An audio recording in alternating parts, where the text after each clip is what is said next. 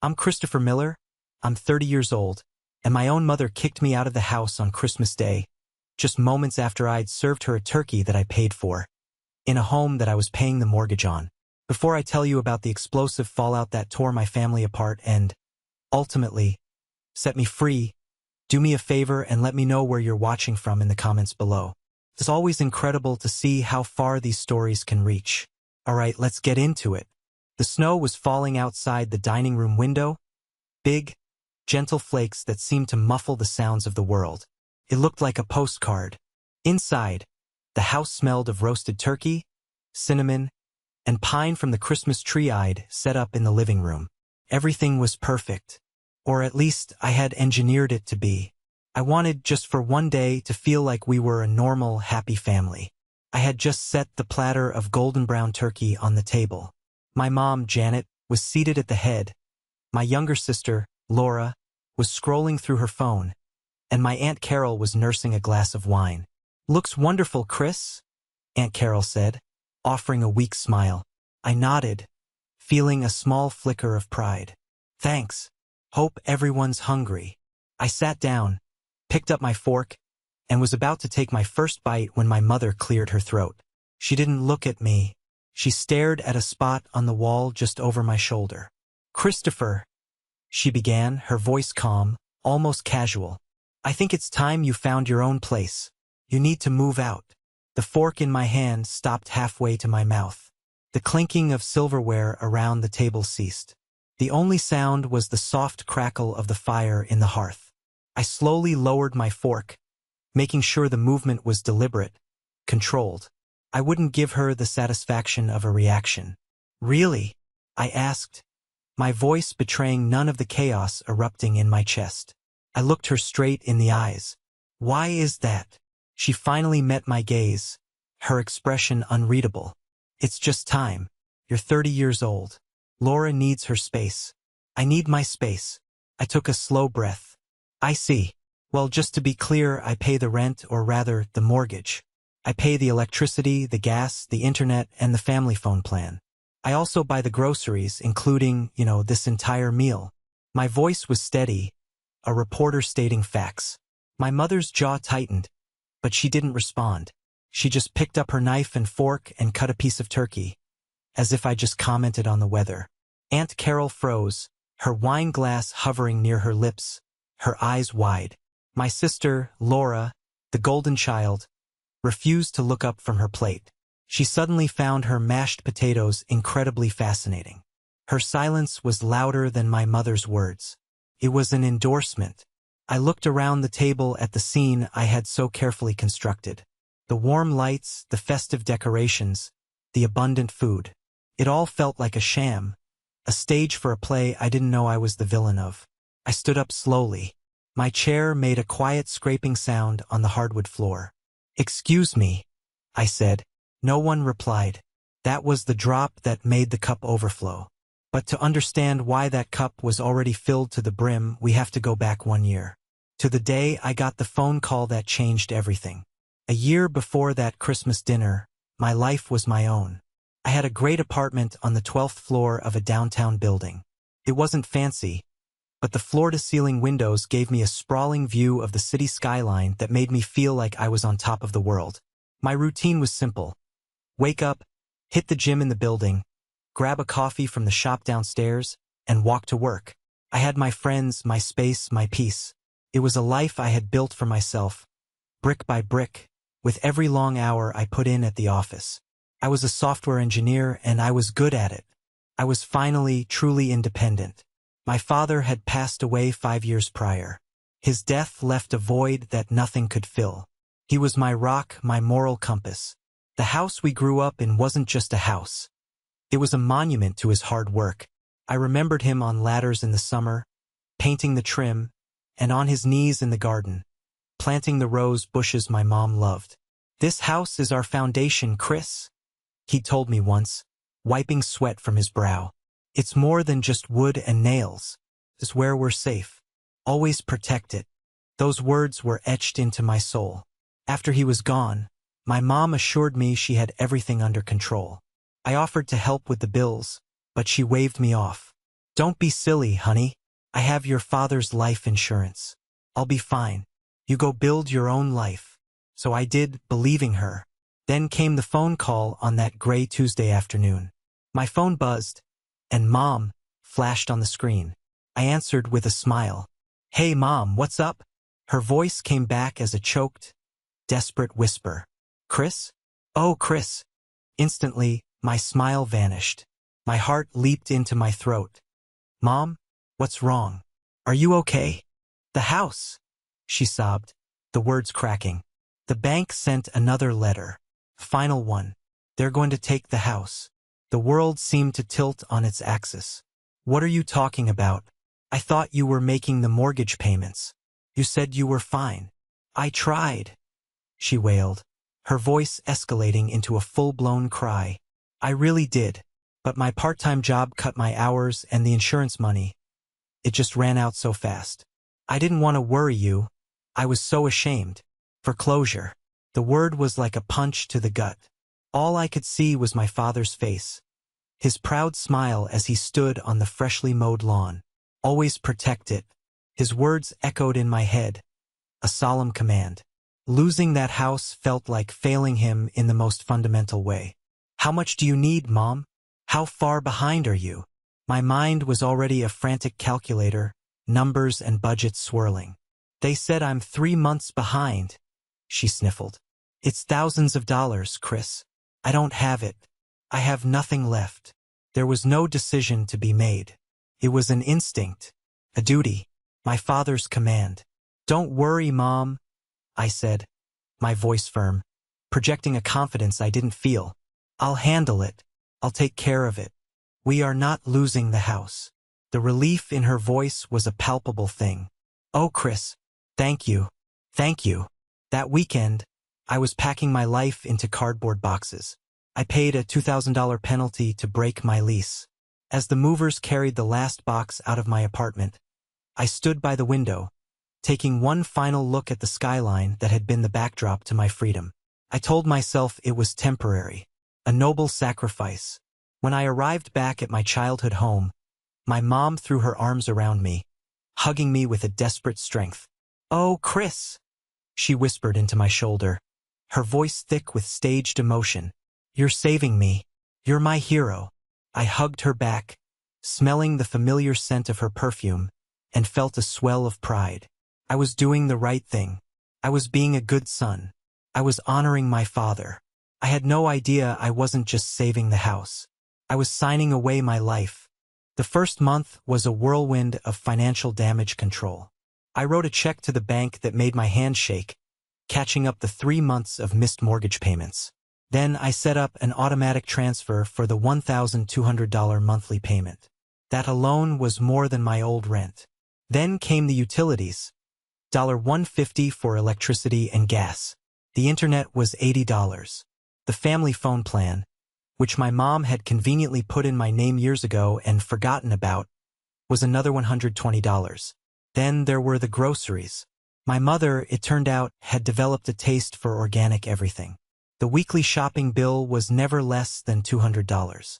I remember standing in the grocery store one evening, exhausted after a 10-hour workday. I had a nice ribeye steak in my hand, a little treat for myself. Then I looked at the list my mom had texted me. Organic kale, gluten-free bread, imported olive oil. I did the math in my head. I put the steak back. I bought the kale. More than half my salary was gone before I could even think about my own needs. My student loan payments felt like a lead weight. My car insurance, my own phone bill, my desire to put something, anything, into savings. It all became a distant dream. My best friend, Mark, saw the train wreck coming from a mile away. We met up for a beer, and it was the first time I'd seen him in a month.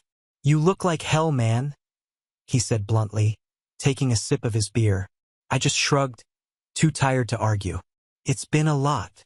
I'm serious, he said, leaning forward.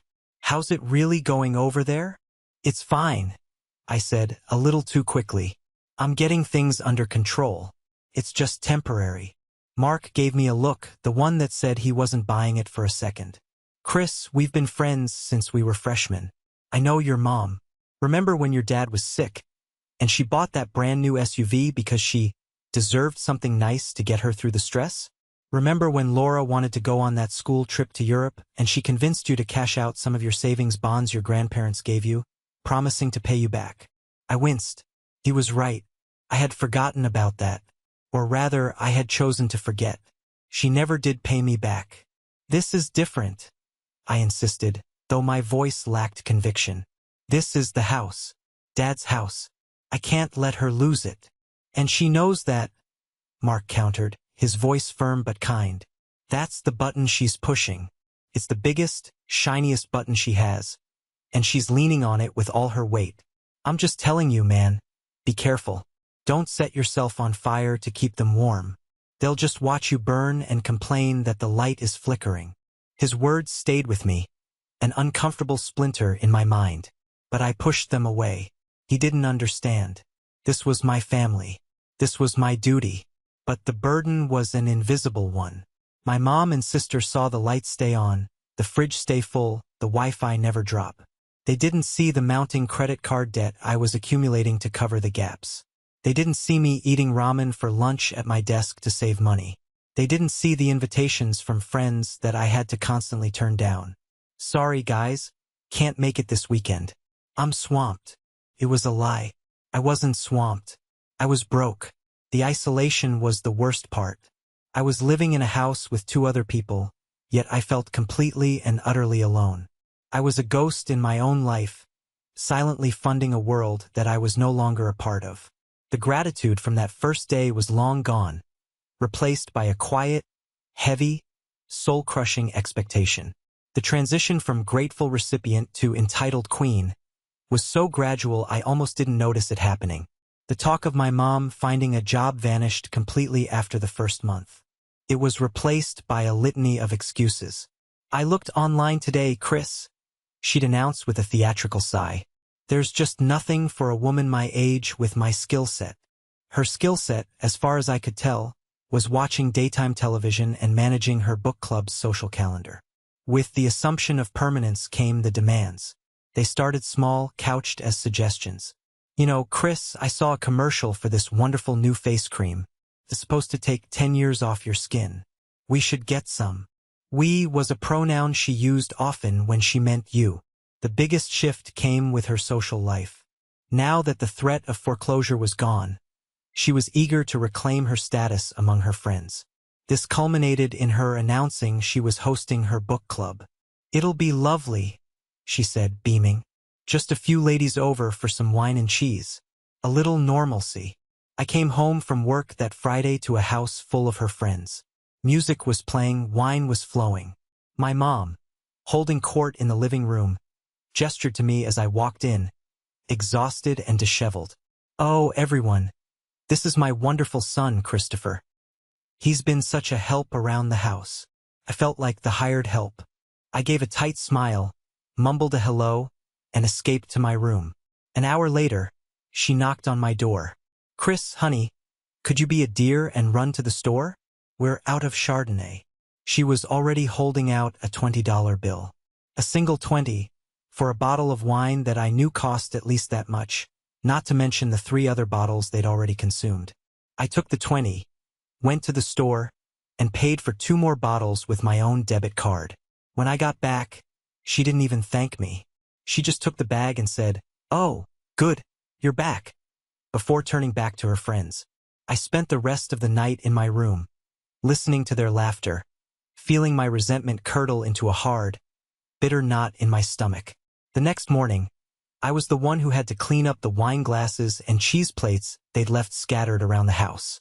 Laura, meanwhile, was living in a blissful bubble, completely insulated from the financial reality. As far as she was concerned, money was an abstract concept that magically appeared whenever she needed it. A new phone, concert tickets, a weekend trip with her friends. She'd just go to Mom, who would then come to me. The final straw in this phase of my disillusionment came during a work-from-home day. I was on a conference call with my team, discussing a critical bug in our software. My mom chose that exact moment to start vacuuming right outside my bedroom door. I muted my microphone and opened the door. "Mom, please, I whispered urgently. I'm on a really important call for work. She turned off the vacuum with an annoyed huff. Well, excuse me for trying to keep a clean house. Some of us don't get to sit in a chair all day talking. Later, I tried to explain it to her calmly. Mom, that job, the one you think is just me sitting and talking, is paying the mortgage on this house. Her face went from annoyed to furious in a split second. Her voice dropped to a low, venomous hiss. Don't you dare throw that in my face. I am your mother. This is my house. You are living here under my roof. The sheer, breathtaking audacity of it left me speechless. She had completely rewritten reality. In her mind, she was the benevolent landlord, and I was the ungrateful tenant who was lucky to be there. I just stared at her, and in her cold, defiant eyes, I saw that the woman I thought I was saving was gone. In her place was a stranger, and I was trapped with her. In the middle of the escalating Cold War at home, my job became my only refuge. The office was a place of logic and reason, where effort was rewarded and competence was valued. It was everything my home was not. My boss, Mr. Henderson, was a man in his late 50s, sharp, demanding, but ultimately fair. He didn't care about your personal life. He cared about results, and I was delivering them. One Monday morning, he called me into his glass-walled office. The view of the city from his window was even better than my old apartments. "Chris, sit down," he said, gesturing to the chair opposite his large mahogany desk. "I've been going over the quarterly performance reviews." My stomach did a little flip. "Your work on the Peterson account was exceptional," he continued, getting straight to the point. "You basically saved that contract. Your team lead can't stop singing your praises." "Thank you, sir," I managed, feeling a flush of genuine pride. "I had a great team." "Don't be modest," he said with a slight smile. "I know who does the heavy lifting." Which brings me to my next point. We're launching a new initiative, codenamed Project Nightingale. It's our bid for the big leagues, a multimillion-dollar software suite for the healthcare industry. It's high stakes, high pressure, and the deadlines are going to be brutal. He paused, leaning forward, his eyes fixed on me. "I'm putting together a new leadership team to spearhead it. I want you on it, not as a junior member, as a deputy lead." The air left my lungs. This wasn't just a step up, it was a leap. It was the kind of career-defining opportunity that could change everything. It meant a new title, new responsibilities, and, most importantly, a serious promotion with a salary to match. It was a lifeline. "Of course," he cautioned. "It's going to mean war room hours. Late nights, working weekends, total commitment. There's no room for error.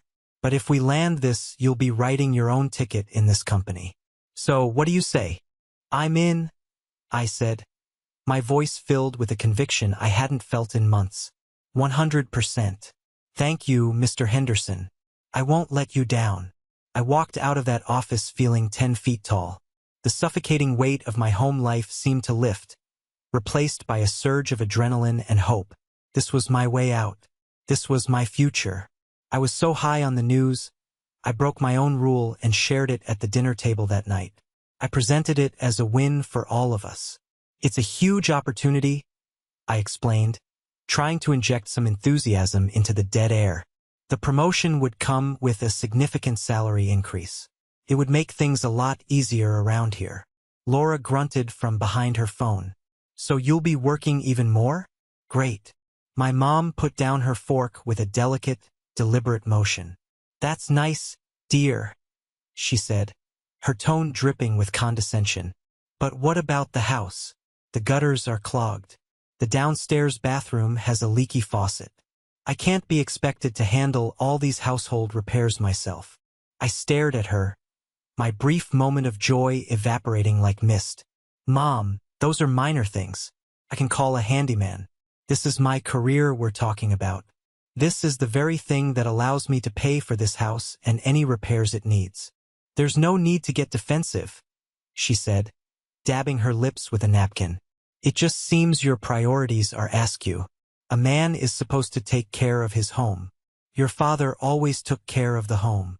The comparison to my dad was a low blow, and she knew it.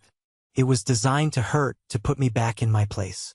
She wasn't proud of my success. She was threatened by it. A promotion meant I was becoming more powerful, more independent. It meant the balance of power was shifting, and she couldn't stand it. My success wasn't a resource for the family. It was a betrayal of her control. The crack that had formed between us widened into a deep, unbridgeable canyon. The argument over my promotion set the new, frigid tone for our household. I dove into Project Nightingale with a vengeance, using the punishing hours as a welcome excuse to be anywhere but home. The house was no longer a place of conflict. It was a place of silent, simmering hostility. We were roommates who despised each other. I began paying all the bills online from my office, meticulously saving every confirmation email. I wanted a digital paper trail. I wanted irrefutable proof of my contributions, even if it was only for my own peace of mind. One Saturday, while my mom and sister were out shopping, using a credit card I now knew existed, a fact that made my blood boil, I decided to tackle the mountain of junk mail that had been piling up on the entryway table. It was a task I'd been avoiding, but I needed to do something physical, something to distract from the rage churning in my gut. I was sorting the mail into two piles, shred and recycle, when I saw it. It was a thin envelope, wedged between a furniture catalog and a takeout menu. It was from a different credit card company than the one I'd found before, this one a major national bank. It was addressed to my mother, and it bore the same ominous red stamp as the last one. Account past due. My heart began to pound a heavy, rhythmic drum against my ribs. I thought I knew the scope of her deceit, but this was something new. With trembling hands, I tore it open. It wasn't a bill for luxury goods. It was a cash advance loan statement. She had taken out a $5,000 loan against the card 2 months ago. The interest rate was predatory, north of 25%. She hadn't made a single payment, but it was the memo section of the transaction that made me feel physically ill. It read, L. Miller University Tuition. Laura. My mother had taken out a high-interest cash advance to pay for my sister's college tuition. But that was impossible. I had personally set up a college fund for Laura with the inheritance money my grandparents had left me. I had been making monthly payments into it for years, and I had given my mother the account information to pay the tuition directly from it. The fund had more than enough to cover the semester. I stumbled back, leaning against the wall for support.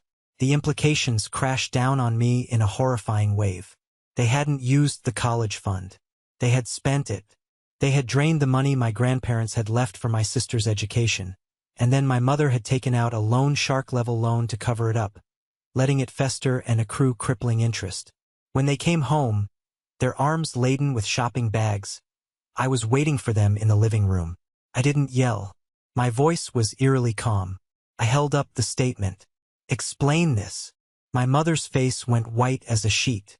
I don't know what that is. Don't lie to me, I said, my voice like ice. I know about Laura's college fund. I know it's gone. Where did the money go, Mom? Laura looked back and forth between us, her eyes wide with fear. My mother started to cry. We had expenses. The car needed repairs. The roof had a leak. All lies. I had paid for the car repairs. The roof was fine. Then Laura, my golden child sister, delivered the final, devastating blow. She started sobbing. I'm so sorry, Chris. I told her we should just ask you for the money. But she said you were already so stressed about the mortgage. She didn't want to bother you. She said you'd be mad if you knew the fund was empty.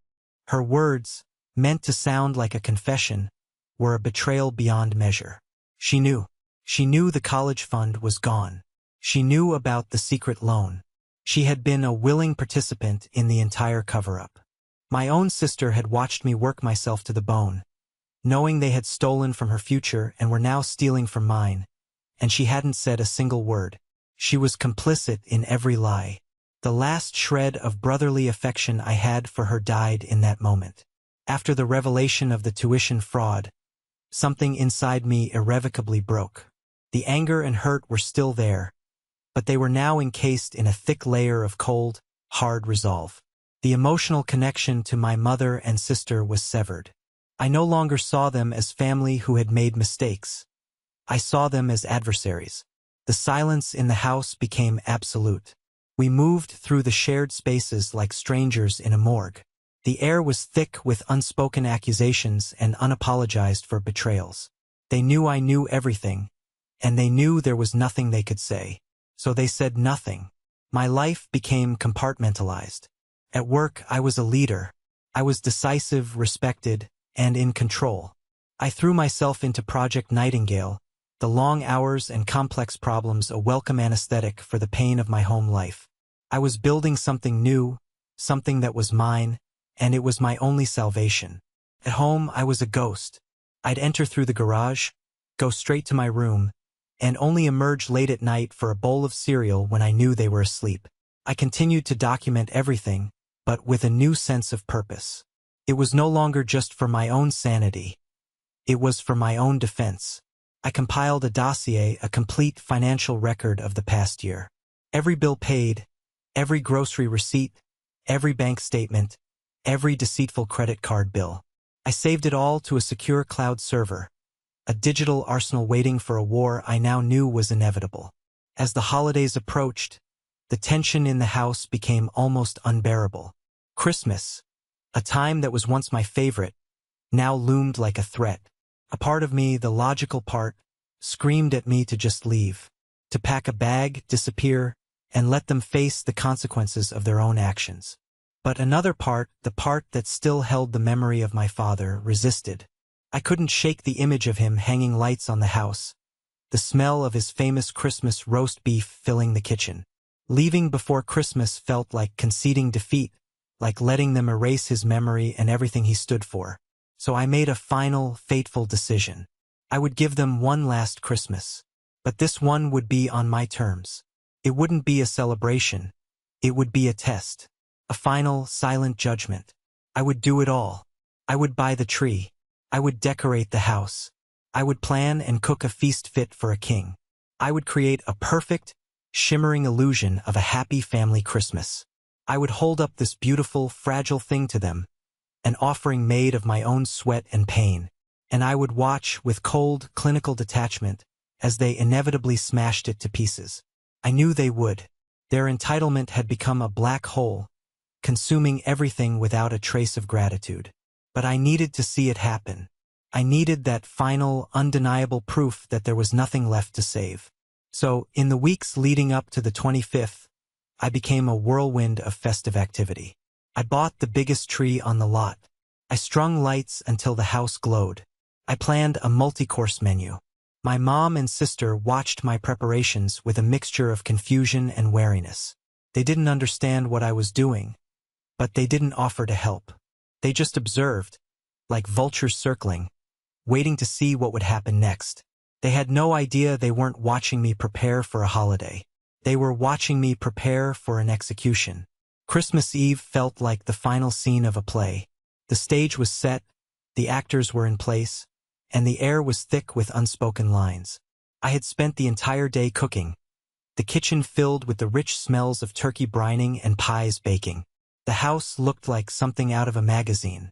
The tree was a cascade of blinking lights and shiny ornaments, and I had even lit a fire in the fireplace, its warm glow a stark contrast to the icy atmosphere between us.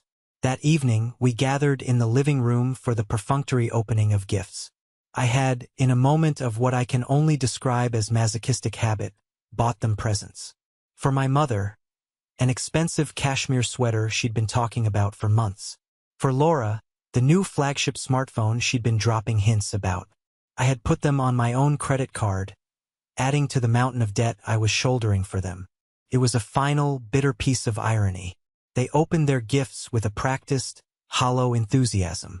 "Oh, Chris, it's beautiful," my mother said, holding up the sweater without meeting my eyes. Laura was already absorbed in setting up her new phone, barely grunting a thanks. There was nothing for me under the tree.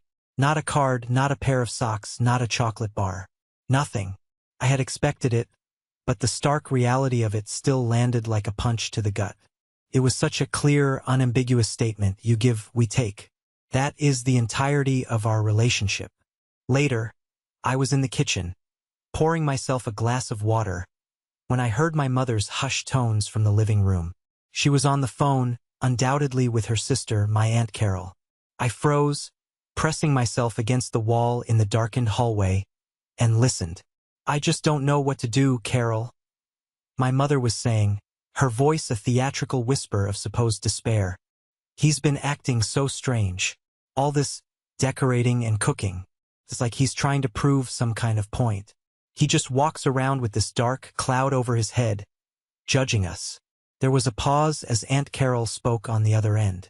I could imagine her, clucking her tongue in sympathy, stirring the pot. "I know," my mother continued, her voice dropping lower. "You're right. He's 30 years old, living in my house, and acting like he's the king. He needs a dose of reality.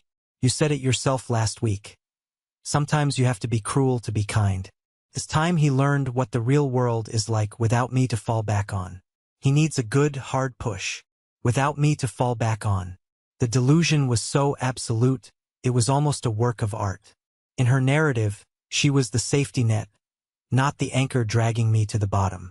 And Aunt Carol, my seemingly sweet, supportive aunt, was the one whispering poison in her ear, giving her the justification she needed to do what she was about to do. A good, hard push. It was a declaration of war. I backed away silently, the glass of water forgotten in my hand. The last flickering ember of doubt in my mind was extinguished. This wasn't a spontaneous act of frustration. It was premeditated. They had discussed it. They had planned it. The Christmas dinner tomorrow wasn't just a meal. It was an ambush.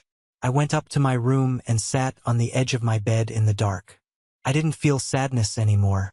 The pain had been burned away, leaving behind a cold, hard certainty. I finally saw them for exactly who they were. My mother, a master manipulator crippled by her own entitlement, and my aunt, a jealous enabler hiding behind a mask of familial concern. I lay awake for hours, not in turmoil, but in quiet contemplation. I thought about my dad, about his strength and his integrity. I knew what he would want me to do. He would want me to fight for myself, to honor the life he had worked so hard to give me. And so, in the silent darkness of Christmas Eve, I finalized my own plan. It was no longer just about leaving. It was about taking back the narrative. They were about to push me, but they had no idea I was about to push back with the full, undeniable weight of the truth. The moment I closed my bedroom door after walking away from the Christmas dinner table, it was like a switch flipped. The anger, the hurt, the shock. It all receded, replaced by a singular, focused clarity. There would be no more arguments, no more pleading, no more trying to make them see reason. Words were useless now. Only action mattered. I didn't slam the door. I closed it softly, the click of the latch sounding like a final, definitive period on a long, painful chapter of my life. For a few minutes, I just stood in the dark, breathing, steady. My heart was a steady drum, not a frantic hummingbird. The adrenaline was gone, replaced by an ice-cold purpose. Then I turned on my desk lamp and got to work. My movements were methodical, almost robotic. I pulled my 2 largest suitcases from the back of the closet, the ones I hadn't used since I moved out of my first apartment. They were dusty ghosts of a past life. I wiped them down and opened them on my bed. First, the documents.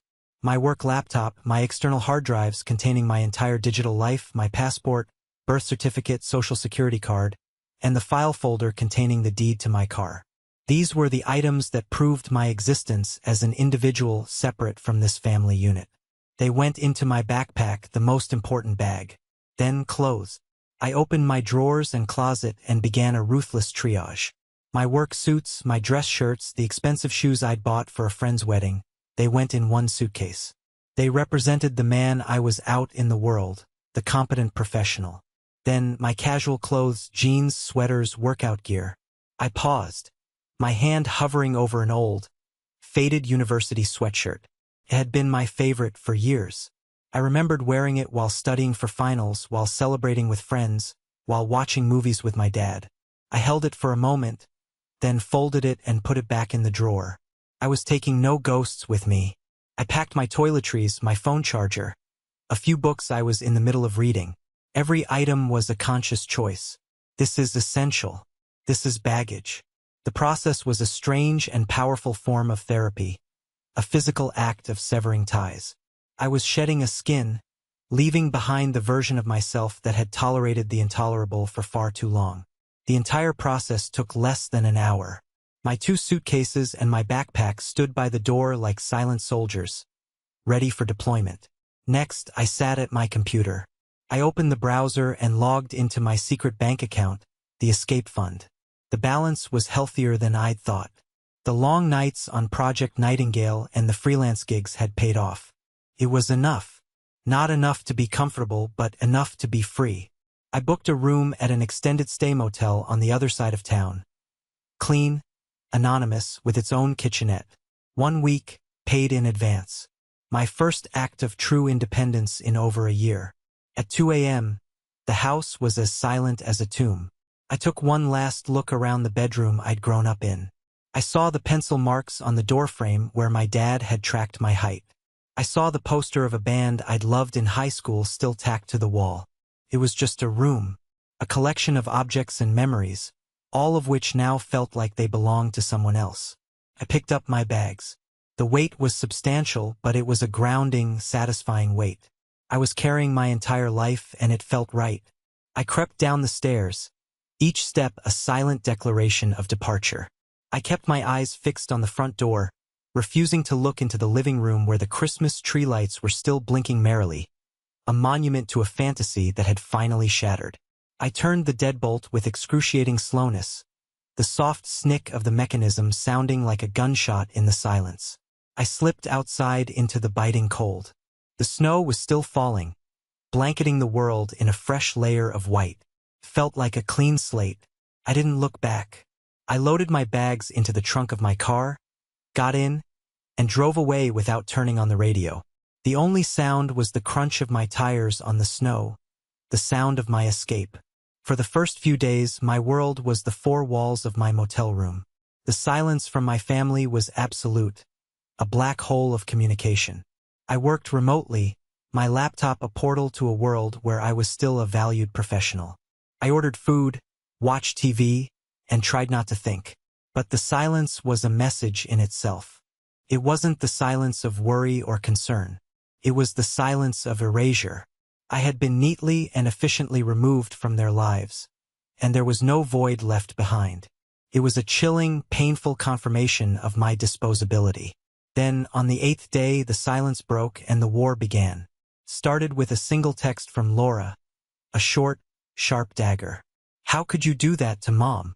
She's a complete wreck because of you. I hope you're happy." I stared at the message, a bitter laugh escaping my lips. A wreck? My mother was a lot of things, but fragile wasn't one of them. Before I could even decide how to respond, or whether to respond at all, my phone buzzed again. It was an email from my Aunt Lisa, my mother's older sister. The subject line was simply disgusted.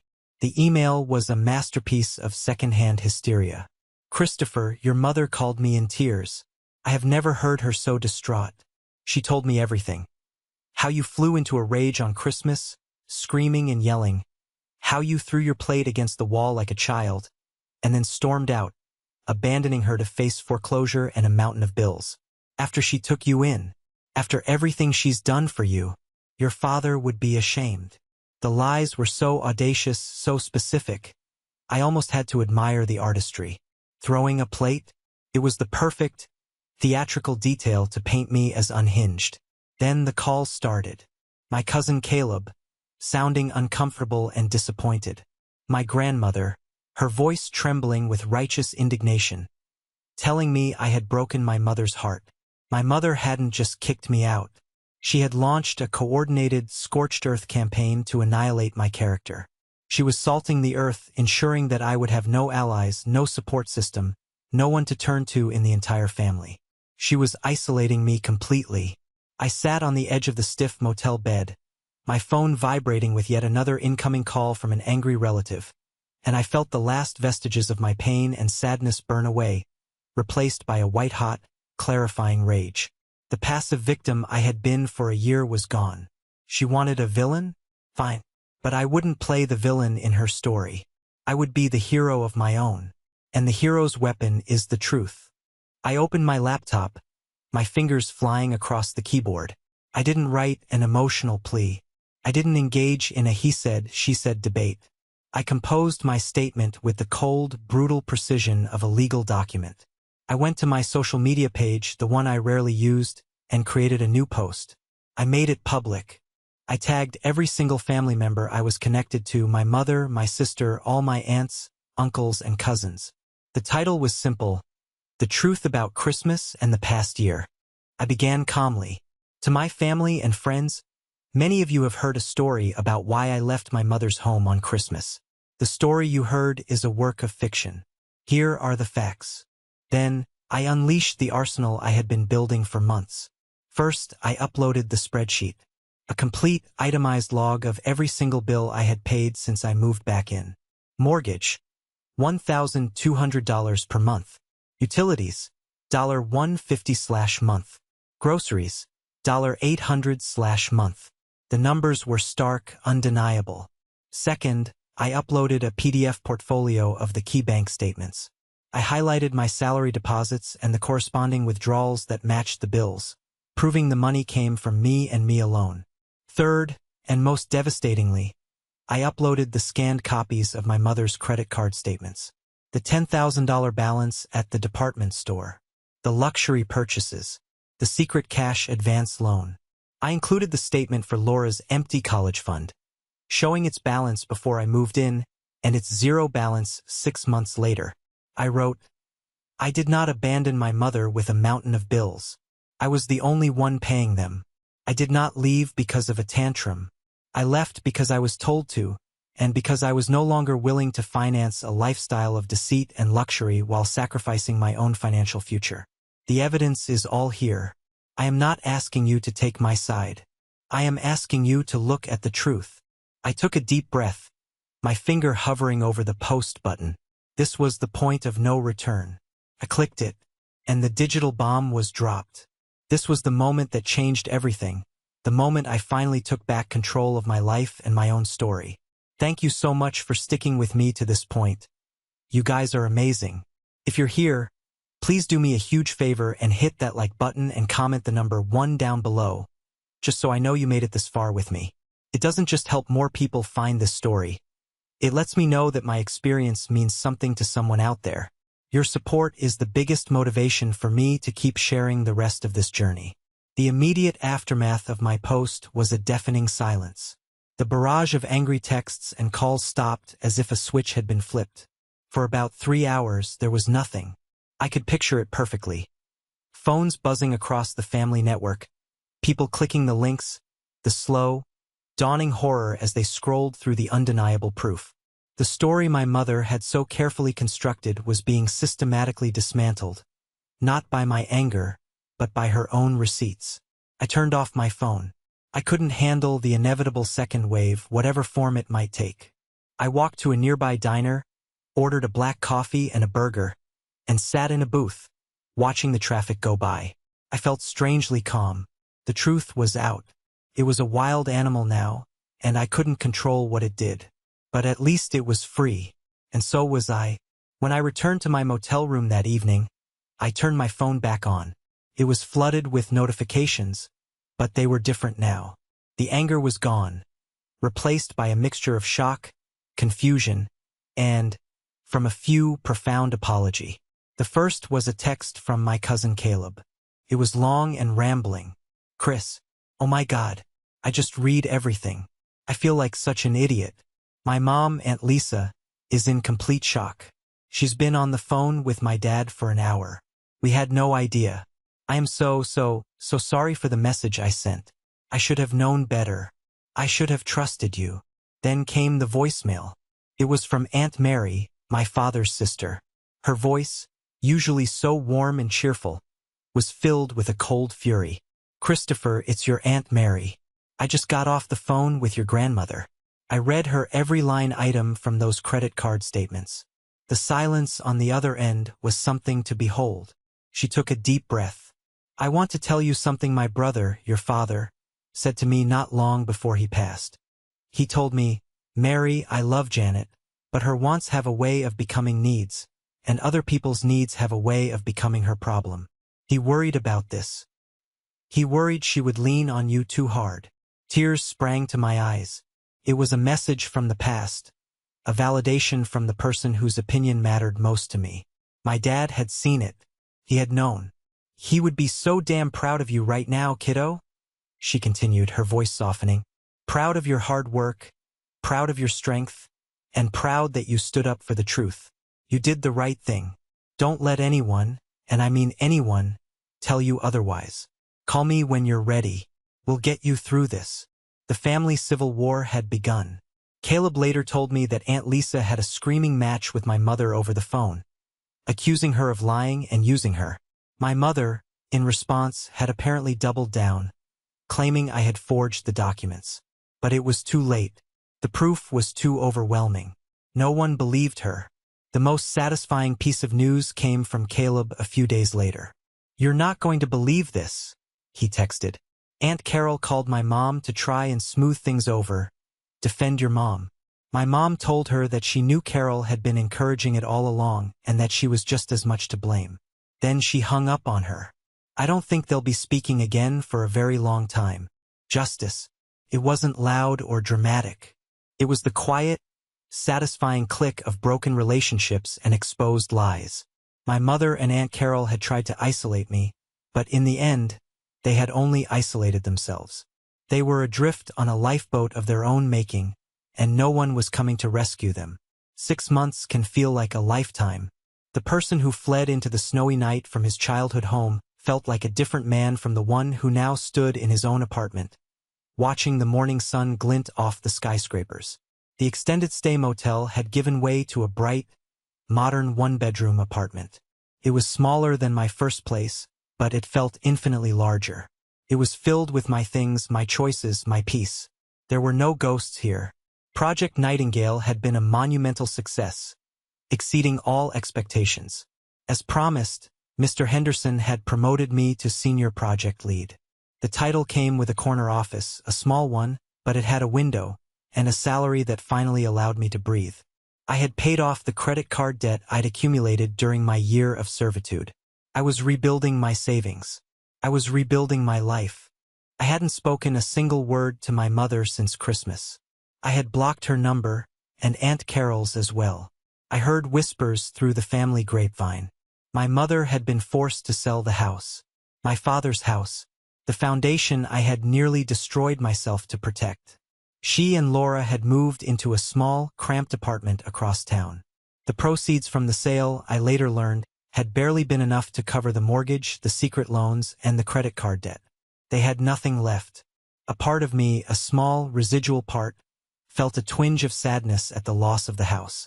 But it was a fleeting emotion, quickly replaced by the overwhelming relief that its chains were no longer wrapped around my neck. One sunny Saturday, I received a text from an unknown number. Chris, it's Laura. Can we please meet? Just for a coffee. I'll pay. The last 2 words were what convinced me. It was a small but significant admission of a new reality. I agreed, and we met at a neutral coffee shop. The change in her was startling. The entitled, carefree college student was gone. In her place was a young woman who looked tired and worn down. The designer clothes were gone, replaced by a simple, generic sweater. Thanks for meeting me, she said, her voice quiet. She couldn't quite meet my eyes. What's on your mind, Laura? I asked, keeping my tone neutral.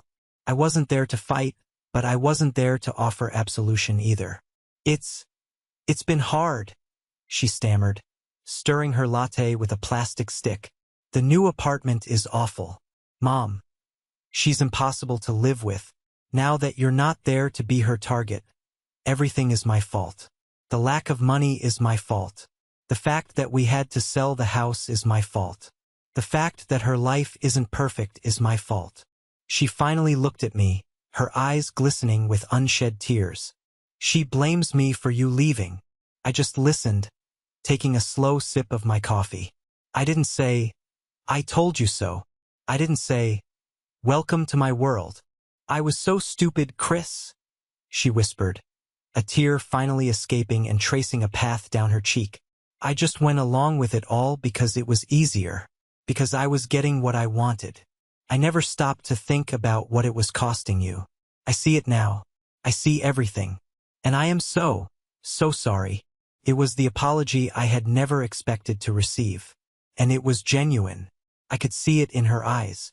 I know, I said softly, and then I offered her the only thing I could. You'll know when you've had enough, Laura. You'll reach a point where the fear of leaving is less than the pain of staying. And when that day comes, you call me. I'll help you get on your feet. But you have to be the one to walk out the door. She nodded, a flicker of something.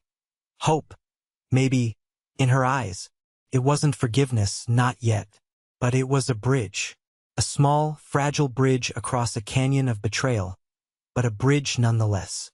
A few weeks after my meeting with Laura, on a quiet Tuesday evening, there was a knock at my apartment door. It was a sharp, insistent knock that set my teeth on edge. I wasn't expecting anyone. I looked through the peephole, and a jolt went through me. It was my mother. She was standing there, looking smaller and older than I remembered. She was holding a grocery store apple pie in a cheap plastic container. The absurdity of the gesture. A $5 pie meant to heal a wound that was a mile deep was almost laughable. I took a deep breath, composed myself, and opened the door. I did not step back. I did not smile. I simply stood there, a human barrier to the life I had built. Christopher, she said, attempting a bright, motherly smile that looked grotesque on her strained face. I was in the neighborhood. I brought you a pie. What do you want, Mom? My voice was cold, flat. There was no room for negotiation in it. Her smile faltered. I thought we could talk. It's been so long. A mother should be able to see her son. A son should be able to trust his mother. I countered, my voice unyielding. The mask slipped. For a fleeting second, I saw the flash of pure, unadulterated fury in her eyes. The same fury I had seen when I'd questioned her about the internet bill. It was the rage of a queen whose authority has been challenged. But she quickly suppressed it, replacing it with a look of deep, theatrical sorrow. Look, she said, her voice taking on a wounded, weary tone. I know things got out of hand, but let's be fair. We both made mistakes, Chris. We both said and did things we regret. That was it. The non-apology. The master manipulator's final gambit. To equate her calculated, year-long campaign of financial and emotional abuse with my act of self-preservation. In her mind, her actions and my reactions were equivalent sins. She wasn't sorry for what she did. She was sorry for the consequences she was now facing. I looked at her, at the carefully feigned sadness, the cheap pie, the desperate attempt to regain a foothold in my life, and I felt the last bit of emotional attachment I had to her turn to dust and blow away. There was nothing left. No anger, no hate, no love. There was only emptiness. I didn't argue. I didn't list her crimes. I didn't give her the satisfaction of a fight. I simply looked her in the eye, held her gaze for a long moment, and then I slowly and silently closed the door in her face. The soft click of the latch was the loudest sound I had ever heard. It was the sound of a cage door locking from the outside. It was the sound of a final, irrevocable end. Later that night, unable to sleep, I was going through an old box of my dad's things that Aunt Mary had sent me, mostly photos and keepsakes. At the very bottom, beneath a stack of old tax returns, was a thick, sealed envelope. In my father's familiar, strong handwriting was my name, Christopher. My hands trembled as I opened it. It was a letter, dated just a few months before he died. My dearest Chris, it began. If you are reading this, it means I am gone. I'm writing because a father needs to tell his son things he can't always say out loud. I love your mother with all my heart, but my love for her does not make me blind. She has a fear inside her, a fear of not having enough that makes her grasping. Her love can sometimes feel like a cage, even when she means it to be a fortress. I have spent a lot of my energy over the years acting as a buffer, trying to protect you and Laura from the sharp edges of her insecurities. That job is not yours, son. Your job is to build your own life. Do not ever let her make you feel that her happiness is your responsibility. It is not. Do not sacrifice your future on the altar of her fears. The house is just wood and nails and memories. Your life, your integrity, your happiness. That is my real legacy. Go and build it. And know, wherever I am, I will be prouder of you than you can ever imagine. I sat there, in the quiet of my new apartment, and wept. Not for the family I had lost, but for the father who had known me, truly known me, and had given me his blessing to be free all those years ago. I'm sitting by my window now. The city outside is a tapestry of blinking lights, each one a story, a life. It's quiet in my apartment. It's a clean, peaceful quiet, the kind that lets you hear your own thoughts. It's a silence I earned. Took me a long time and a lot of therapy to fully unpack that year. The real betrayal, I've come to understand, was never about the money. The money was just a symptom. The real betrayal was the slow, creeping realization that I was not seen as a son, but as a resource, a utility.